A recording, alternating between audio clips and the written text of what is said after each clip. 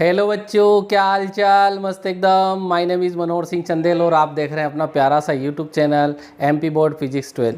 बच्चों, पिछले video lecture में हमने जो है एक कंडक्टर के अंदर जो फ्लो ऑफ करंट को बहुत डिटेल में समझा था, उसी को यूज़ करते हुए आज हम एक बहुत ही इंपॉर्टेंट लॉ को डिस्कस करने वाले हैं, जिसको मैंने बोर्ड पे राइट कर रखा है और उसका नाम है ओम्स लॉ।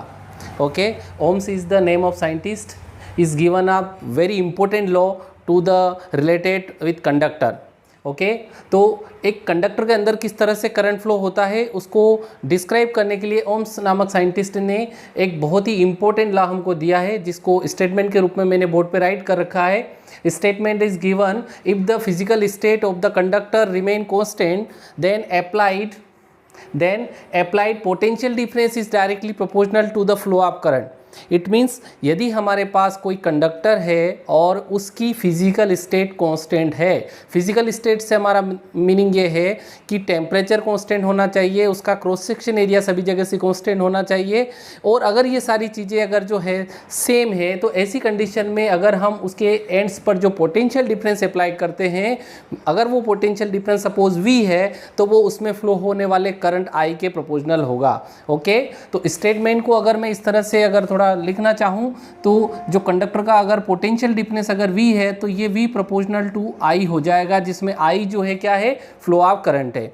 और अगर हम इस प्रोपोर्शनल के साइन को हटाएंगे तो यहाँ पर एक कांस्टेंट क्वांटिटी आएगी, जिसको हमने R से गिवन करा है, और ये जो R क्या है, ये R हो जाएगा V अपॉन I, और it is very important name, और its name is resistance of this conductor, where R is constant. और इस कांस्टेंट को बहुत ही डिटेल में हम डिस्कस करने वाले हैं, इसकी वैल्यू भी फाइंड करेंगे, और इस कांस्टेंट को बताएंगे कि कांस्टेंट कौन कौन से फैक्टर्स के ऊपर डिपेंड भी करता है। इसी लेक्चर में हम उसको डिस्कस भी करेंगे। ओके, तो ओम्स लॉ के स्टेटमेंट को मैं फिर से रिपीट कर दूं कि अगर हमारे पास कोई कंडक्टर है और उसकी फिजिकल स्टेट कांस्टेंट है, तो उसके अंदर एंड्स पर जो पोटेंशियल डिफरेंस हम अप्लाई करेंगे वो फ्लो ऑफ करंट के डायरेक्टली प्रोपोर्शनल होगा। ओके, अगर हमारा पोटेंशियल डिफरेंस अप्लाइड V है, फ्लो ऑफ करंट I है, तो V प्रोपोर्शनल टू I होगा, और ये जब प्रोपोर्शनल का साइन हटाएंगे तो इक्वल का साइन आएगा, और वहाँ पे एक कांस्टेंट क्वांटिटी आएगी। उस कांस्टेंट क्वांटिटी को हमने R से राइट करा है, और R को हम बोलते हैं रेजिस्टेंस ऑफ द कंडक्टर। यानी कि अगर हमसे रेजिस्टेंस की डेफिनेशन पूछ ली जाए, तो रेजिस्टेंस को हम बोलेंगे कि the definite ratio applied potential difference with respect to current is called resistance of the conductor. ये तो हो गया डेफिनेशन के फॉर्म में। जब हम रेजिस्टेंस की डेफिनेशन एक बार और राइट करेंगे, तो वहाँ पे इसको डिस्कस भी करेंगे कि एक्चुअली रेजिस्टेंस होता क्या है। ओके, तो ओम्स लॉ का स्टेटमेंट हो गया। अब हमसे जो है ओम्स लॉ के डेरिवेशन को भी पूछा जाता है कि ये जो फार्मूला है, इस फार्मूला को जो है फ्री इलेक्ट्रॉन थ्योरी के आधार पे हमको प्रूव करना है। फ्री इलेक्ट्रॉन थ्योरी से हमारा मीनिंग ये है कि जो कंडक्टर हमने कल लिया था, यानी कि पिछले लेक्चर में जो हमने कंडक्टर बनाया था, किस तरह से उसके अंदर करंट फ्लो होता है, उसके हेल्प से हम R is equal to V upon I को प्रूव कर सकते हैं। ओके, तो मैं उस डायग्राम को भी यहाँ पे राइट करता हूँ और इसको एक्सप्लेन भी करता हूँ। ओके, तो प्रूव दैट ओम्स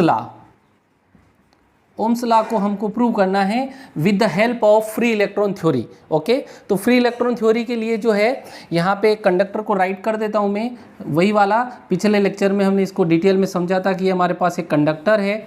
इस कंडक्टर के अंदर जो है इस तरह से जो है यहाँ पे हमने पोटेंशियल डिफरेंस अप्लाई करा है बैटरी के थ्रू, और ये स्विच कनेक्ट करके इस तरह से हमने जो है इस L लेंथ के कंडक्टर को राइट करा है। ओके, ये जो L लेंथ का कंडक्टर है, इसका क्रॉस सेक्शन एरिया A है, और इसमें हमने बहुत डिटेल में समझा था कि जो फ्री इलेक्ट्रॉन होता है वो इस डायरेक्शन में मूव करता है, इलेक्ट्रिक फील्ड की अपोजिट डायरेक्शन में मूव करता है। इसकी वजह से जो है यहाँ पे internal induced electric field generate होता है, वो जो होता है वो इस डायरेक्शन में होता है। तो जो E नेट होता है इसके अंदर वो 0 होता है, कंडक्टर के अंदर E नेट 0 होता है।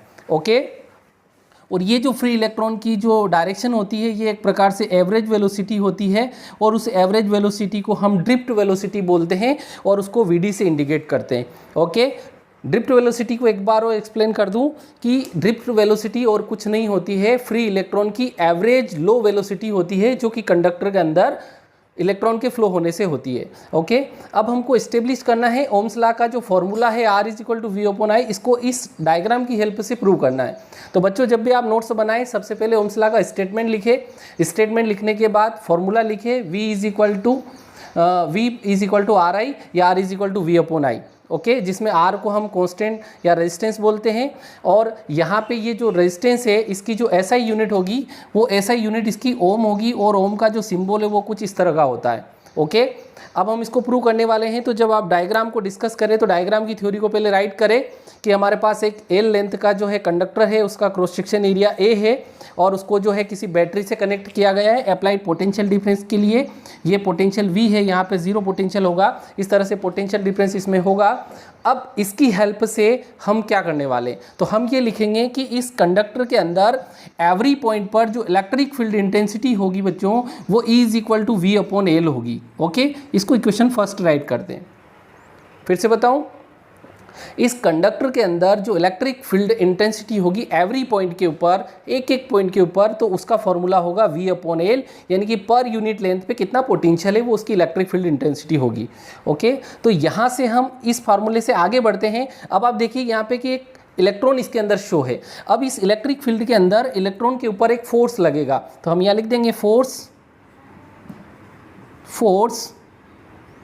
एक्ट ऑन ई मतलब इलेक्ट्रॉन के ऊपर। तो इलेक्ट्रॉन के ऊपर कितना फोर्स लगेगा इलेक्ट्रिक फील्ड के अंदर, तो वो जो फोर्स लगेगा F इज इक्वल टू वो हो जाएगा E इंटू ई, और ये चूंकि इलेक्ट्रॉन का चार्ज है तो इसको माइनस में हम राइट करेंगे। ओके, इसका फार्मूला मैं आपको फिर से बता देता हूँ। इलेक्ट्रिक फील्ड इंटेंसिटी का जो फार्मूला हमने पढ़ा था E is equal to F/Q0 होता है।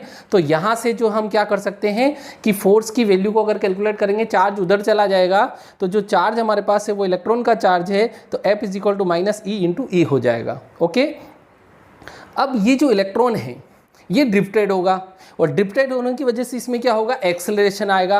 अब वो एक्सेलरेशन कितना है, तो उसके लिए अगर अपन कंसिडर कर लें कि ये जो इलेक्ट्रॉन हमारे पास है, अगर इस इलेक्ट्रॉन का मास m है और इसके ऊपर होने वाला एक्सेलरेशन अगर स्मॉल लेटर में a है, तो जो a की जो वैल्यू होगी वो हो जाएगी बच्चों a is equal to F/m। This is equation number second. ये न्यूटन का जो सेकंड फार्मूला हमको गिवन है F is equal to ma से, वहाँ से हम इस इलेक्ट्रॉन का एक्सेलरेशन कैलकुलेट कर सकते हैं, और एक्सेलरेशन होगा a is equal to F/m, right. अब ये जो ऊपर जो F की वैल्यू है वो एक्सेलरेशन में हम यहाँ राइट कर देंगे, तो मैं यहाँ पे इसको राइट कर देता हूँ।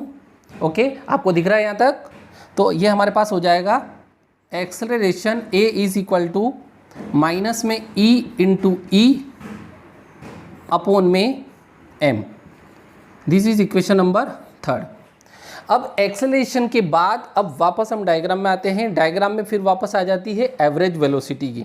ये जो ड्रिफ्ट वेलोसिटी है, इस ड्रिफ्ट वेलोसिटी का कॉन्सेप्ट क्या है कि ड्रिफ्ट वेलोसिटी जो है, हम इसमें देखा था कि जो इलेक्ट्रॉन होता है वो ड्रिफ्टेड होता है, पॉजिटिव आयंस होते हैं, पॉजिटिव आयन के बीच में सक्सेसिव कोलिजन होता है।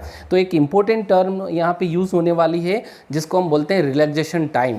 रिलैक्सेशन टाइम बच्चों क्या होता है, तो रिलैक्सेशन टाइम ये होता है कि जो कंडक्टर होता है उस कंडक्टर के अंदर दो पॉजिट्रॉन के बीच में जो सक्सेसिव कोलिजन होता है उसका जो एवरेज टाइम इंटरवल होता है, इलेक्ट्रॉन का एवरेज टाइम इंटरवल होता है फ्री इलेक्ट्रॉन का, उस एवरेज टाइम इंटरवल को ही हम रिलैक्सेशन टाइम या टाउ बोलते हैं। और ये जो रिलैक्सेशन टाइम जो है उसकी हेल्प से हम यहाँ पे लिख सकते हैं कि जो मोशन का जो इक्वेशन है v is equal to u plus at, इस इक्वेशन को हम थोड़ा सा चेंज कर लेते हैं। जो फाइनल वेलोसिटी होगी वो एवरेज वेलोसिटी होगी, इनिशियल वेलोसिटी 0 होगी, और जो एक्सेलरेशन हमारे पास है वो ऊपर लिखा हुआ है माइनस में e into e upon m, और जो t है ये रिलैक्सेशन टाइम है बच्चों। रिलैक्सेशन टाइम को हम टाउ से इंडिकेट करते हैं। तो इस तरह से हमारे पास जो ड्रिफ्ट वेलोसिटी आती है vd इज इक्वल टू वो माइनस में ई टाउ अपॉन m आती है। ओके, अब आप यहाँ पे देखिए कि ये जो E है इसको इक्वेशन फर्स्ट में लिखा है V/L, तो इस E को हम यहाँ पे राइट कर देते हैं। तो हमारे पास जो ड्रिफ्ट वेलोसिटी आएगी Vd is equal to minus में E, और E की वैल्यू V/L है, तो V टाउ अपॉन ml। फिर से देख ले, हमारे पास E की value V/L force F is equal minus e into e, acceleration A is equal to f upon m, f की वैल्यू को यहाँ पे राइट करा तो minus e into e upon m, और फिर वापस हम ऊपर आए, एक्सेलरेशन हमारे पास आ गया, मोशन का फर्स्ट इक्वेशन यूज़ करा, उसको कंडक्टर के टर्म में लिखा यहाँ पे फ्री इलेक्ट्रॉन थ्योरी के बेस पे, तो वी डी बराबर माइनस ई टाउ अपॉन एम आया, और ई की वैल्यू जो है वी अपॉन एल है, तो माइनस में e v tau upon m l. Okay, इसको इक्वेशन नंबर दे देता हूँ मैं 4, इसको पोज करके राइट कर ले।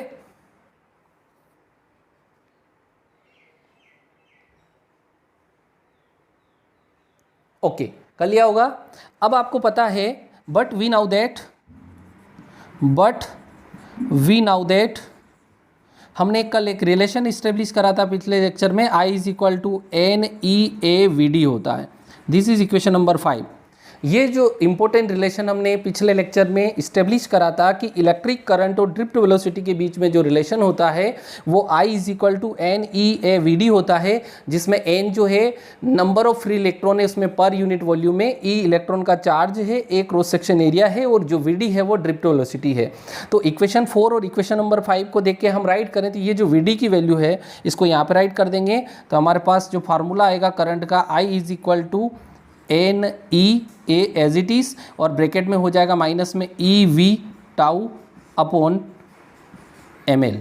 ओके बच्चों, यहाँ पे जो है आई इज इक्वल टू, अगर मैं इसको पूरा लिखूँ तो माइनस में एन ई स्क्वायर, इसको अंदर भेज रहे हैं, e square a v tau upon m l. Okay, यहाँ तक दिख रहा है? मैं इधर लिख सकता हूँ। ओके, यहाँ दिख रहा है, लिख दूँ यहाँ?